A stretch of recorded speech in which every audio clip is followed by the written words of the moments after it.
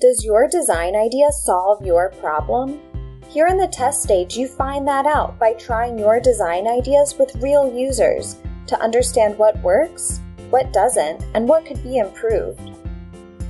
To test Concept 1, the system of getting points for setting aside their phone, the team told their peers to use it by turning off their phone and choosing a spot for it.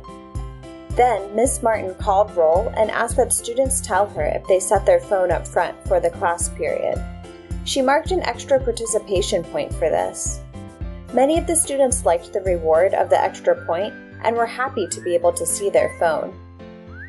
To test Concept 2, the crinkly bag deterrent, the team tested this prototype during one of her classes with the help of Ms. Martin. When a student was seen using his phone during class, which happens just about every day, Ms. Martin passed him a brown paper bag and stapler.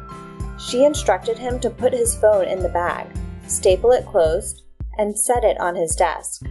The student looked pretty embarrassed, and the phone continued to vibrate. This was still a distraction, even though the phone wasn't accessible to the student. To test Concept 3, the classroom game concept, the team set up the games in the back of the classroom.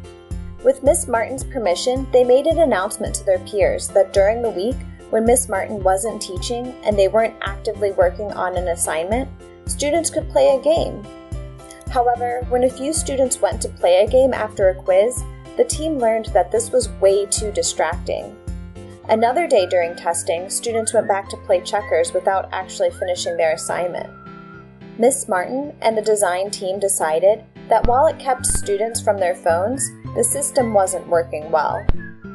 After testing all of these concepts, the design team reflected on what they learned from trying their prototypes with real people who will actually be using the designs. With support from Ms. Martin and a few other teachers that they shared this idea with, the design team decided to move forward with the concept of earning participation points for checking in a phone. They liked that it offered a positive incentive for good cell phone behavior instead of punishment. They will take this design even further by designing a cool poster to remind students and to mark where cell phones should go. Other teachers want to participate as well. Because the team tested, they know which design ideas help solve the problem and where they can make improvements to make them even better. How will testing help you verify your design solution?